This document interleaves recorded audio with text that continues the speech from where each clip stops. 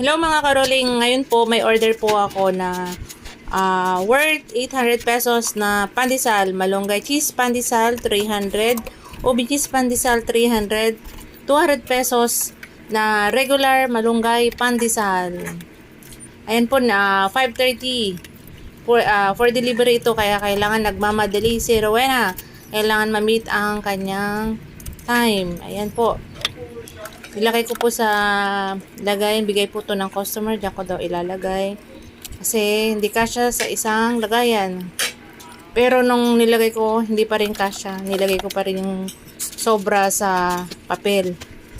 And guys, inaayos ko na lahat. Yan, okay na. Mamadali ako kasi 5:27 yung oras na yan. Pero sakto 5:30 dumating naman po yung customer ko na taga rito lang sa amin. Yan po.